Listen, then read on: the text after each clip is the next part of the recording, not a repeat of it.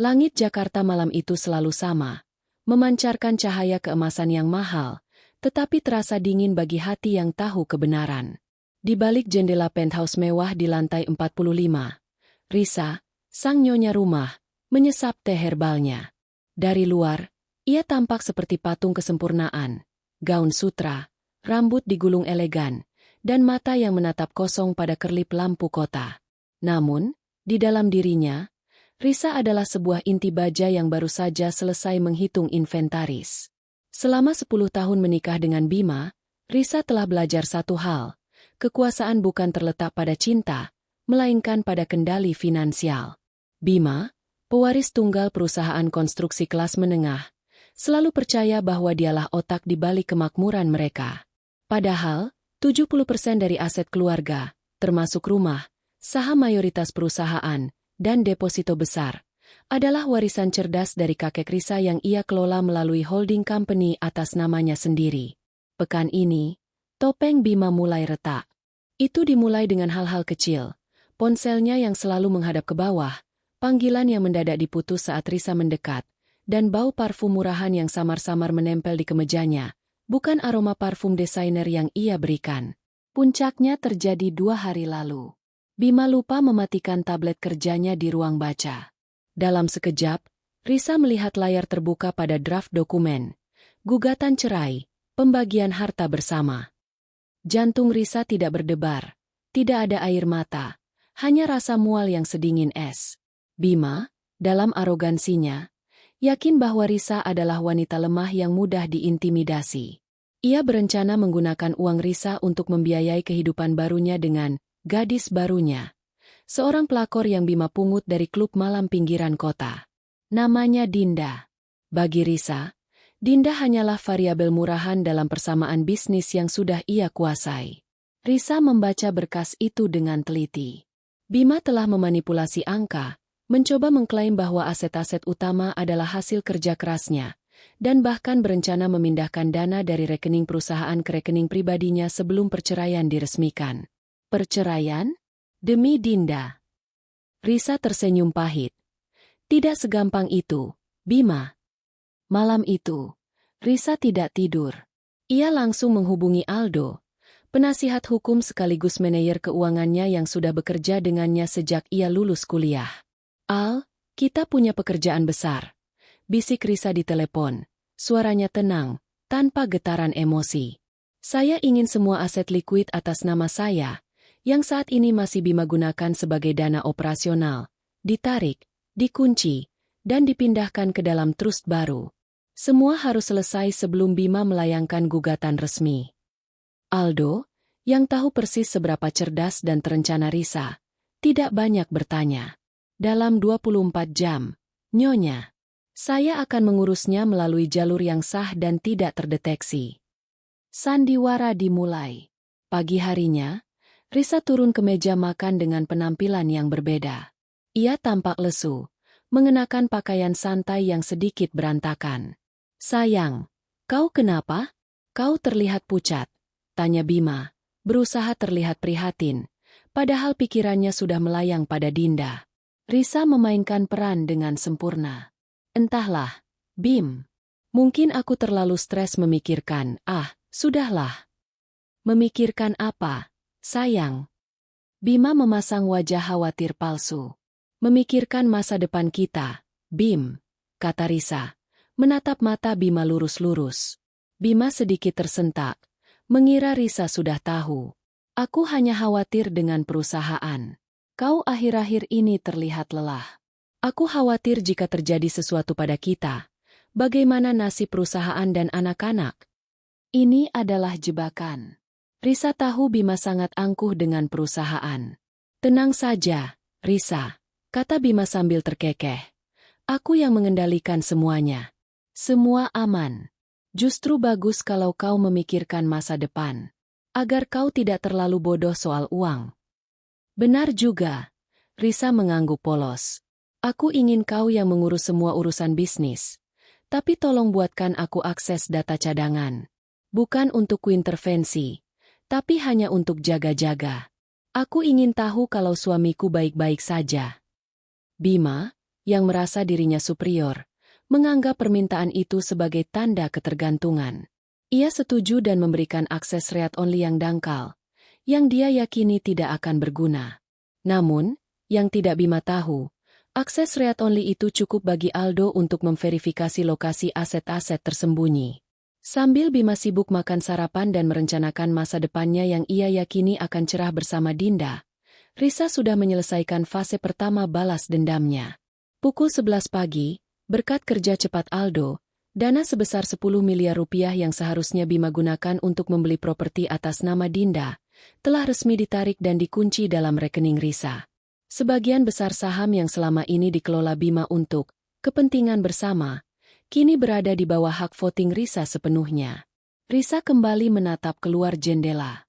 Ia melihat kilauan kota yang kini terasa seperti mahkota yang baru saja ia amankan kembali ke kepalanya. Bima berpikir perceraian ini akan mudah dan menguntungkan. Ia lupa, sang istri yang ia anggap bodoh itu, telah mempersiapkan segala sesuatunya, bukan untuk kejatuhan, melainkan untuk pengambil alihan total. Sandiwara harus terus berlanjut. Risa harus membuat Bima merasa aman sejenak sebelum jurang itu terbuka lebar di bawah kakinya. Tugas selanjutnya, memastikan pelakor murahannya itu juga akan merasakan hancurnya impian yang dibangun di atas penderitaan orang lain. Babak kedua balas dendam Risa baru saja dimulai. Sandiwara harus dimainkan dengan sempurna, dan Risa adalah aktris utamanya. Sejak transfer 10 miliar rupiah berhasil diamankan, Risa meningkatkan level penyamarannya. Ia berubah dari istri yang tanpa terabaikan menjadi istri yang kembali jatuh cinta. Bima menyambut perubahan ini dengan tangan terbuka, merasa tersanjung dan semakin yakin akan rencana perceraiannya. Risa mulai memasakkan makanan kesukaan Bima, mengirim pesan genit di siang hari, dan bahkan sesekali menyentuh Bima dengan tatapan yang penuh kerinduan palsu. "Kau semakin manis akhir-akhir ini, sayang," ujar Bima suatu malam, menarik Risa ke pelukannya di sofa. Ia menyeringai dalam hati. Wanita ini pasti sudah mencium bau perpisahan dan mulai ketakutan. Dia akan memohon agar aku tidak meninggalkannya. "Aku hanya sadar betapa beruntungnya aku punya suami sepertimu, Bim," jawab Risa, memeluknya erat, mencium samar-samar bau parfum Dinda di kerah bajunya. Di pelukan Bima yang hangat namun palsu itu, otak Risa bekerja cepat, menyusun langkah selanjutnya. "Aku rasa kita butuh lebih banyak waktu berkualitas berdua, sebelum kesibukanmu mengambil alih segalanya." Permintaan, waktu berkualitas, ini adalah kuncinya. Bima harus meluangkan waktu bersamanya, yang berarti dia akan sedikit lengah dalam urusannya dengan Dinda dan persiapan perceraiannya. Pengumpulan bukti dan pemetaan aset. Meskipun fase pertama, yaitu penarikan dana likuid, sudah sukses, Risa tahu itu belum cukup. Ia membutuhkan bukti tak terbantahkan untuk memastikan Bima tidak hanya jatuh miskin, tetapi juga tercoreng secara profesional, membuatnya sengsara seumur hidup, seperti yang ia inginkan. Risa menggunakan akses read-only yang Bima berikan untuk memantau semua komunikasi bisnisnya. Yang ia temukan bukan hanya perselingkuhan, tetapi juga jejak manipulasi keuangan. Bima berencana menjual sebagian besar mesin konstruksi perusahaan di bawah harga pasar kepada rekan bisnisnya, dengan syarat rekan bisnis tersebut membayar uang muka, tunai yang akan ia gunakan bersama Dinda. Ini adalah penggelapan. Aldo, sang pengacara, segera mengambil alih. "Nyonya, ini adalah kejahatan serius. Kita bisa memidanakan dia, tapi itu akan memakan waktu. Yang terbaik adalah membekukan aset-aset fisik itu sebelum transaksinya terjadi." Risa setuju. "Lakukan, Al. Dan aku ingin memastikan Dinda juga terlibat dalam jebakan ini, setidaknya secara tidak langsung." Risa tahu Dinda sering berkunjung ke kantor Bima. Dengan berpura-pura ingin membawakan makan siang untuk Bima, Risa sengaja meninggalkan tas tangan mewahnya di ruang rapat yang biasa dipakai Bima dan Dinda. Di dalam tas, ada perekam suara super kecil. Tangkapan berikutnya melebihi ekspektasi. Risa mendengar obrolan menjijikan antara Bima dan Dinda. "Sayang, aku yakin Risa sebentar lagi akan menandatangani semuanya. Dia terlalu bodoh untuk tahu seberapa besar uang yang akan kita dapat," kata Bima. Bagus. Jangan lupa villa di Bali yang kubilang itu. Sayang, aku mau yang ada kolam renangnya. Aku akan membuat Risa menyesal seumur hidup karena dia tidak pernah bisa membuatmu bahagia seperti aku. Sahut Dinda dengan suara mendesis dan penuh kesombongan. Rekaman itu, di mana Dinda secara eksplisit meminta aset yang seharusnya menjadi hak Risa, adalah amunisi berharga untuk menunjukkan motif kejahatan Bima di pengadilan. Finalisasi pengalihan kendali. Fase yang paling penting adalah mengamankan aset tidak bergerak dan kendali perusahaan secara total. Bima, dalam ilusi kekuasaannya, telah lama menggunakan surat kuasa umum dari Risa yang diwariskan dari kakeknya untuk menjalankan operasi perusahaan. Risa tidak pernah mencabutnya, membuatnya tampak pasif. Sekarang, saatnya mencabut. Risa sengaja mengatur kencan mewah dengan Bima di sebuah restoran Prancis, tepat di samping notaris yang ditunjuk Aldo. Bim, aku dengar perusahaan sedang ada audit besar. Aku cuma mau memastikan semua warisan kakek aman. Bisakah kita perbarui surat kuasa lamaku? Kau tahu, yang lama itu kan hampir kedaluarsa, kata Risa dengan nada khawatir. Bima mendengus. Tentu, sayang. Tidak masalah. Kau memang istri yang patuh. Tapi kali ini, aku akan membuatkan surat kuasa yang lebih spesifik agar kau tenang. Risa tersenyum lembut. Terima kasih, sayang. Notarisnya kebetulan ada di sebelah.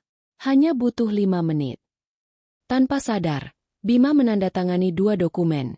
Yang pertama adalah surat kuasa baru yang tampaknya mengukuhkan kekuasaannya, tetapi dalam cetakan kecil telah membatalkan semua surat kuasa sebelumnya yang memberinya keleluasaan dalam memindahkan aset. Dokumen kedua adalah surat penyerahan kembali 10% saham voting kepada Risa, yang membuat Risa kini memegang 51% saham, memberinya kendali penuh mutlak atas perusahaan konstruksi tersebut. Bima hanya melihat sekilas, terlalu terburu-buru karena Dinda sudah menunggunya di apartemen baru. Ia hanya melihat kata, kuasa, dan langsung menandatanganinya. Selesai. Sekarang kau tenang, Risa? Bima bangkit, mencium kening Risa tergesa-gesa. Sangat tenang, Bim. Terima kasih, jawab Risa. Senyumnya kali ini adalah senyum kemenangan. Ia melihat Bima berjalan pergi, menuju kehancurannya.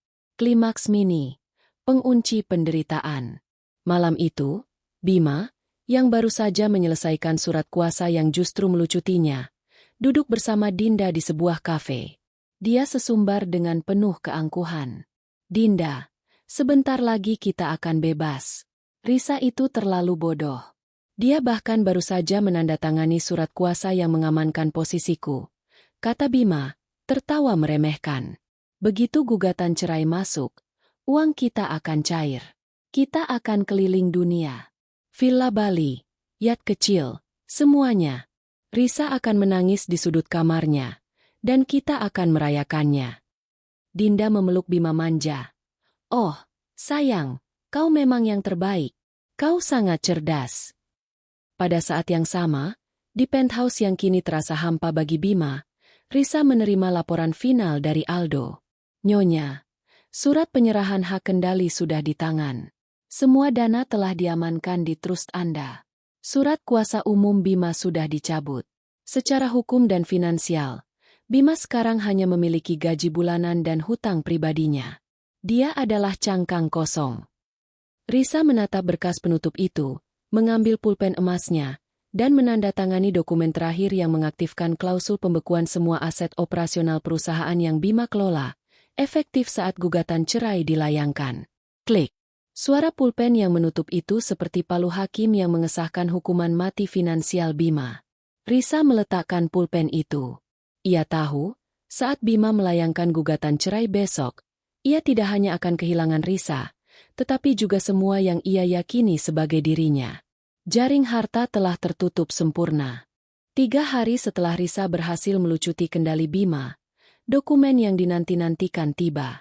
Pagi itu, saat Risa sedang bersiap untuk pertemuan dewan direksi yang mendadak ia jadwalkan, kurir datang membawa amplop coklat tebal yang disegel rapi. Di dalamnya, surat gugatan cerai dari Bima. Risa menerima amplop itu di teras rumah. Ia membukanya dengan gunting perak, bukan air mata. Wajahnya tenang, seolah ia baru saja menerima undangan pesta, bukan surat perpisahan. Bima, yang saat itu sedang berada di kantor, menelepon Risa. Nadanya terdengar sok simpati. Risa, sayang, maaf, aku sudah mengirimkan berkasnya. Aku tahu ini sulit, tapi kita harus move on. Aku harap kau bisa dewasa menghadapinya. Risa mendengus dalam hati. Oh, ya? Berkas apa, Bim? Tanya Risa. Nadanya sedikit bingung, melanjutkan sandiwara bodohnya untuk yang terakhir kali. Bima terkekeh, penuh kemenangan. Jangan pura-pura, Riz. Berkas cerai. Aku sudah minta pengacaraku segera memproses pembagian aset. Kau tak perlu khawatir. Aku akan bersikap adil. Setidaknya, sebagian kecil dari apa yang harusnya jadi milikku, akan kau dapatkan. Pembagian aset? Menarik. Jawab Risa. Kini suaranya berubah datar, tanpa emosi, dan mematikan. Bagaimana kalau kita bertemu sore ini? Ada hal yang perlu kita klarifikasi sebelum kau melanjutkan sandiwara pembagian yang adil ini, Bima. Suara Risa yang tiba-tiba dingin membuat Bima sedikit bergidik, tetapi ia segera menepisnya. Ia yakin Risa hanya sedang marah. Baiklah, pukul 4 di kantor pengacaraku. Tapi jangan menangis di sana. Itu memalukan. Risa tiba tepat waktu. Bima dan pengacaranya, Tuan Hartono, seorang pria licik yang dibayar mahal, sudah menunggu dengan ekspresi angkuh. Selamat sore, Nyonya Risa. Sapa Tuan Hartono. Kami mengapresiasi kedatangan Anda.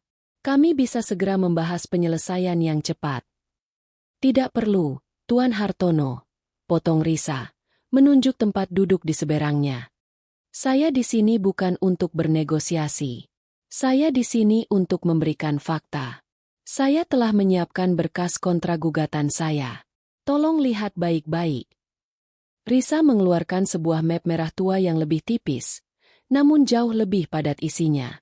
Ia tidak menyerahkannya kepada Tuan Hartono, melainkan meletakkannya di hadapan Bima. Apa ini? Kau mau melawan? Kau buang-buang waktu dan uangmu, Risa. Ejek Bima, tertawa meremehkan. Aku sudah memegang semua kendali. Benarkah? Risa bersandar santai. Coba kau buka. Lihat halaman 3, Bima. Dengan mata menyipit penuh kesal, Bima membuka dokumen itu. Dia mulai membaca poin-poin yang ditulis dengan bahasa hukum yang jelas dan tidak terbantahkan.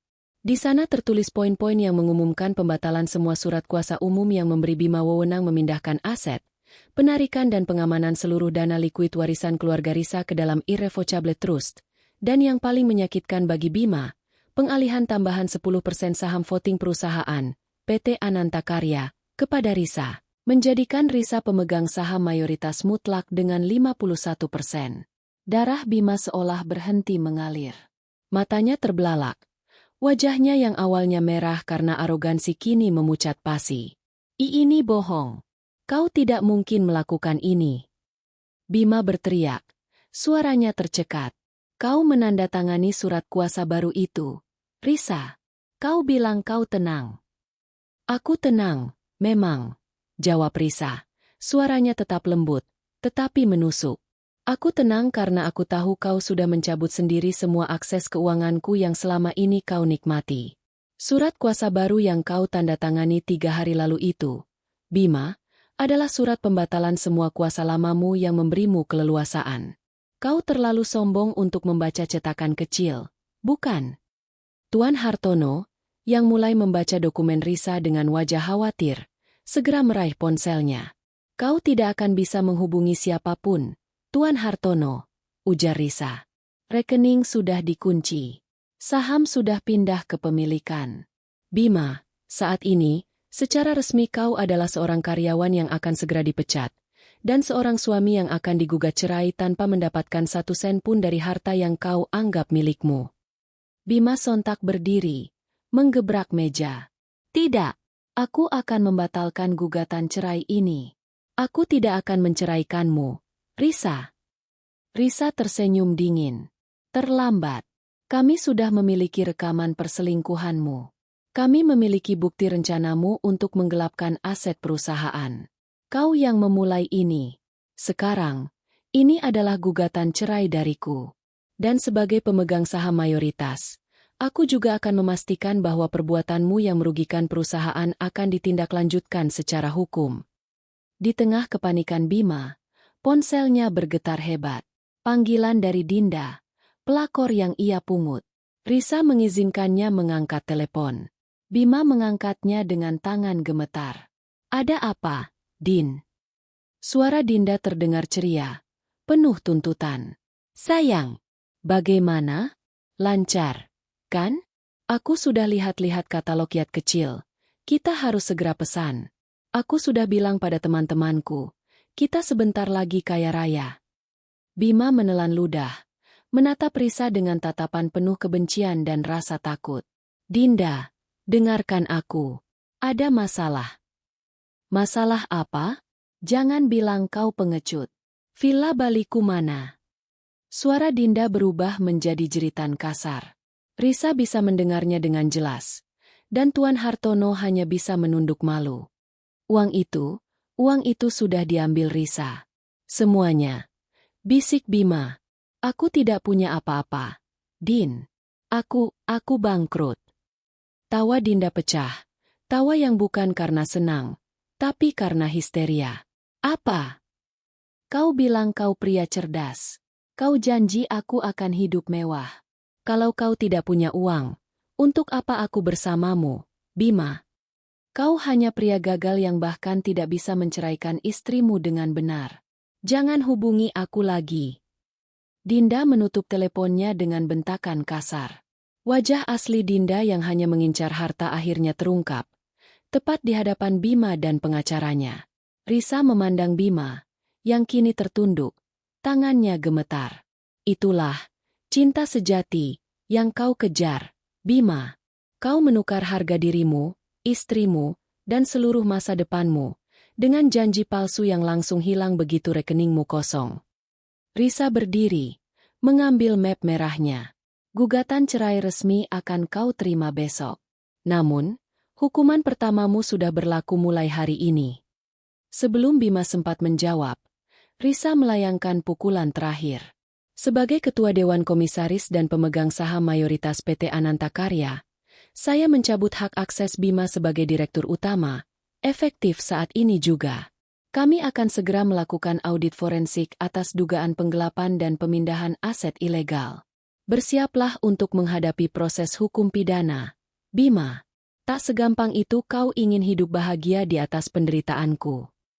Risa meninggalkan ruangan itu, meninggalkan Bima yang terduduk lemas di kursinya, menyadari bahwa ia bukan hanya kehilangan istri dan harta, tetapi juga karir dan kebebasannya. Ia kehilangan segalanya demi pelakor yang baru saja membuangnya. Guncangan pertama telah menghancurkan Bima secara total. Setelah Bima meninggalkan kantor pengacaranya dalam keadaan hancur, roda kehancuran finansialnya mulai berputar tanpa ampun. Dalam waktu 48 jam, Bima dikeluarkan dari penthouse mewahnya. Mobil-mobil sport yang selama ini ia banggakan ditarik karena surat kepemilikan dan dana cicilan terkait dengan aset yang kini dikendalikan penuh oleh Risa. Tuan Hartono, pengacara Bima yang licik, segera mengundurkan diri. Ia tahu, melawan Risa sama saja bunuh diri profesional. Bima ditinggalkan oleh semua orang yang selama ini ia anggap sebagai lingkaran kekuasaannya. Bima mencoba kembali ke kantor PT Ananta Karya, hanya untuk mendapati bahwa kartu aksesnya diblokir. Di pintu masuk, seorang petugas keamanan menyerahkan surat pemberhentian kerja yang ditandatangani oleh Risa, sebagai Ketua Dewan Komisaris dan pemegang saham mayoritas. Anda tidak lagi memiliki wewenang di sini, Tuan Bima. Silakan tinggalkan area ini, kata petugas keamanan itu dengan hormat namun tegas. Bima yang selalu dimanja dan dihormati kini harus berjalan kaki di trotoar yang panas, membawa sebuah tas kerja berisi beberapa baju dan dokumen tanpa nilai. Ia menelepon Dinda, pelakor yang ia pungut, berharap mendapatkan penghiburan. Namun, nomor Dinda sudah tidak aktif. Bima mencoba mendatangi apartemen yang ia sewa untuk Dinda, tetapi disambut oleh pemilik apartemen yang menagih tunggakan. Dinda telah pergi, membawa semua barang berharganya dan meninggalkan Bima dengan tagihan yang belum terbayar. Suami angku itu kini harus menghadapi kenyataan pahit. Ia benar-benar miskin dan sendirian. Dengan sisa uang tunai yang sedikit, Bima menyewa kamar kontrakan kecil di pinggiran kota, tempat yang jauh dari kemewahan yang selama ini ia hirup. Kasurnya keras, udaranya pengap, dan tetangganya berisik. Sebuah kontras yang menyiksa bagi seseorang yang terbiasa tidur di kasur sutra dengan AC sentral. Harga dirinya yang setinggi langit mencegahnya untuk meminta bantuan kepada teman-teman lamanya. Ia yakin mereka akan menertawakannya. Bima mencoba melamar pekerjaan, tetapi rekam jejaknya sebagai mantan direktur utama yang diberhentikan secara tidak terhormat, ditambah rumor audit forensik yang diluncurkan Risa, membuatnya dicurigai di mana-mana. Ia akhirnya mendapatkan pekerjaan kasar, menjadi pengawas proyek konstruksi kecil dengan gaji harian yang nyaris tidak cukup untuk makan dan membayar sewa. Di bawah terik matahari, Bima yang dulunya selalu tampil necis dengan setelan mahal, kini berkeringat dengan sepatu bot yang penuh lumpur, meneriakan instruksi yang seringkali diabaikan oleh para pekerja. Setiap debu yang menempel di wajahnya adalah tamparan pahit dari nasib yang ia ciptakan sendiri. Sementara Bima merangkak di dasar jurang, kehidupan Risa naik ke level yang lebih tinggi. Perceraian mereka diputuskan dengan cepat dan sepihak, berkat bukti perselingkuhan dan penipuan finansial yang disajikan Risa. Bima dinyatakan bersalah dan tidak berhak atas 1 sen pun dari harta bersama. Risa kini memimpin PT Ananta Karya dengan tangan dingin dan cerdas. Ia membersihkan nama perusahaan dari jejak korupsi Bima, mengganti semua tim inti, dan meluncurkan proyek-proyek baru yang jauh lebih ambisius. Keberhasilan Risa di dunia bisnis semakin memperkuat reputasinya sebagai wanita yang kuat dan tidak bisa diremehkan. Rumah tangga mereka kini terasa damai. Anak-anak mereka, yang selama ini diabaikan Bima, mendapatkan kembali perhatian penuh dari Risa. Mereka tidak lagi merasakan ketegangan dan kepalsuan dalam rumah. Suatu sore, Risa menghadiri sebuah acara amal. Ia mengenakan gaun malam yang menawan, dikelilingi oleh para pengusaha dan politisi yang menghormatinya. Di tengah keramaian, pandangan Risa tertuju pada sosok Bima. Bima sedang berdiri di seberang jalan, mengenakan kemeja kusam dan celana lusuh. Ia sedang menunggu bus sambil menatap lurus ke arah Risa dengan tatapan penuh keputusasaan dan penyesalan. Dia tampak kurus, wajahnya dipenuhi kumis yang tidak terawat, dan matanya cekung. Bima memberanikan diri menyeberang, mendekati mobil Risa yang mewah. Ketika Risa keluar dari acara, Bima bergegas menghampirinya. "Risa, tunggu, kumohon." Bima memohon, suaranya parau. Risa menghentikan langkahnya. Matanya menatap Bima, bukan dengan marah, tetapi dengan tatapan kosong, seolah melihat sebuah puing-puing sejarah yang tidak penting. "Ada apa, Bima?" tanya Risa, nadanya formal dan berjarak. "Tolong, Risa, beri aku kesempatan. Aku salah. Aku bodoh. Aku sudah kehilangan segalanya. Aku tahu kau yang terbaik. Aku mohon, tarik gugatan audit itu. Aku akan bekerja di perusahaanmu sebagai pesuruh. Asal kau memberiku kesempatan kedua." Bima hampir berlutut. Risa menatapnya dari ujung rambut hingga ujung kaki. Wajahnya tidak menunjukkan rasa iba sedikit pun. "Kau tahu, Bima, hal yang paling menjijikkan dari seorang pengecut adalah ketika dia hanya memohon saat dia tidak punya apa-apa lagi untuk ditawarkan. Aku mohon, Risa, kasihanilah aku." "Kasihan." Risa tertawa kecil, tawa yang menusuk tulang. "Dulu, saat kau merencanakan kehancuranku, saat kau berencana menggunakan hartaku untuk hidup mewah bersama wanita murahan itu, pernahkah kau merasakan belas kasihan? Tapi Dinda sudah meninggalkanku. Aku sendirian. Semua ini karena dia." Bima mencari kambing hitam. "Kau yang memilih, Bima. Kau memilihnya. Dan kau menandatangani kehancuranmu sendiri, bukan aku. Aku hanya mengambil kembali apa yang memang sudah jadi milikku." Risa mendekat sedikit. Suaranya berbisik namun penuh ancaman. "Gugatan audit itu akan tetap berjalan. Aku akan memastikan kau tidak bisa lagi bersembunyi di balik nama baikmu yang palsu. Kau memilih jalanmu, Bima. Sekarang nikmati hasilnya. Aku ingin kau sengsara seumur hidup. Risa memberi isyarat kepada sopirnya. Ia masuk ke mobil mewahnya tanpa menoleh lagi, meninggalkan Bima yang terhuyung-huyung sendirian di kegelapan malam, menyadari bahwa ia tidak hanya kehilangan harta, tetapi juga kesempatan terakhirnya untuk mendapatkan pengampunan. Kehidupan barunya hanyalah kemiskinan dan penyesalan yang abadi. 5 tahun telah berlalu sejak perpisahan Bima dan Risa yang dramatis. Langit Jakarta yang dingin telah menjadi saksi bisu perubahan nasib para tokoh. Risa kini bukan hanya seorang pengusaha sukses, tetapi juga figur inspiratif di kalangan wanita pebisnis. Ia telah sepenuhnya mengambil alih perusahaan ayahnya, melipat gandakan aset, dan meluncurkan inisiatif filantropi yang berfokus pada perlindungan hukum bagi wanita yang rentan. Penthouse mewah itu kini benar-benar terasa seperti miliknya, tanpa ada lagi bayangan palsu dan arogansi Bima. Di luar kesuksesan finansial, Risa menemukan kedamaian sejati. Anak-anak mereka tumbuh menjadi remaja yang cerdas, bangga dengan ibunya, dan hampir tidak pernah menyebut nama ayah mereka yang sudah lama hilang dari kehidupan mereka. Risa memang sempat menjalin hubungan baru dengan seorang pria yang matang dan menghargainya, tetapi ia tidak pernah terburu-buru. Ia menikmati kemandirian dan kontrol mutlak atas hidupnya. Satu-satunya hal yang ia pertahankan dari masa lalu adalah kewaspadaannya. Balas dendamnya telah usai, tetapi ia tidak pernah lupa pelajaran yang ia terima. Jangan pernah meremehkan dirimu sendiri, dan pastikan setiap langkahmu dilindungi secara hukum. Ia hidup dalam kemenangan yang elegan. Di sisi lain, Bima memenuhi janji Risa untuk hidup dalam kesengsaraan abadi. Audit forensik yang diluncurkan Risa memang tidak menyeretnya ke penjara, tetapi membongkar semua kecurangan kecil dan besar yang ia lakukan selama menjabat. Reputasinya hancur total.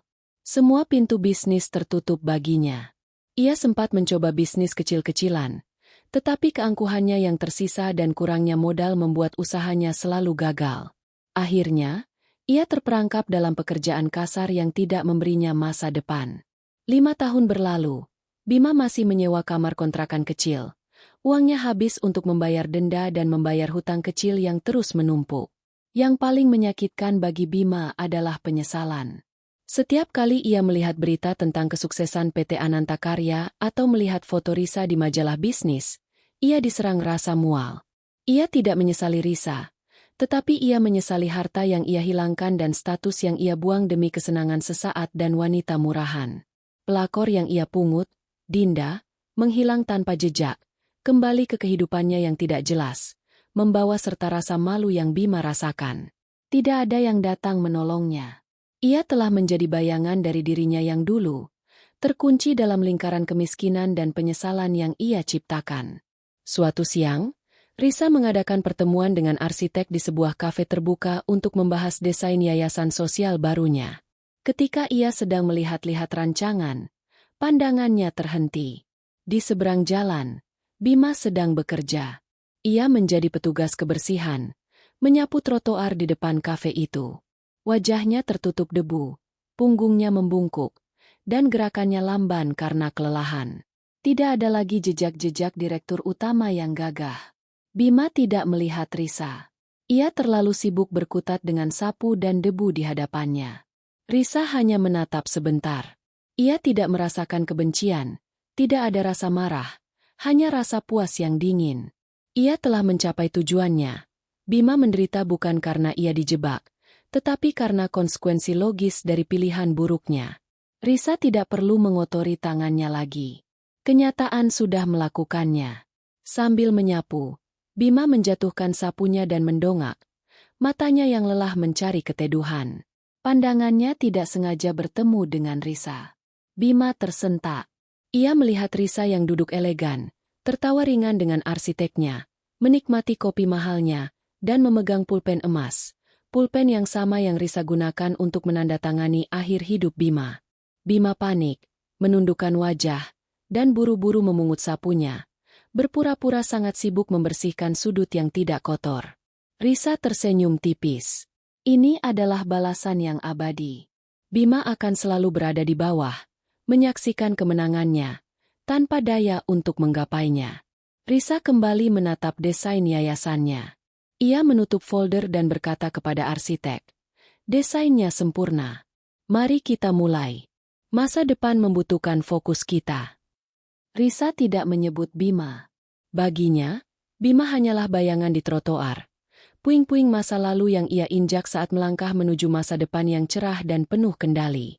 Ia telah mendapatkan kembali semua yang dimilikinya dan membuktikan bahwa tak segampang itu kehormatannya dihancurkan. Babak hidupnya yang baru adalah kemenangan yang telah ia tulis dengan tangannya sendiri.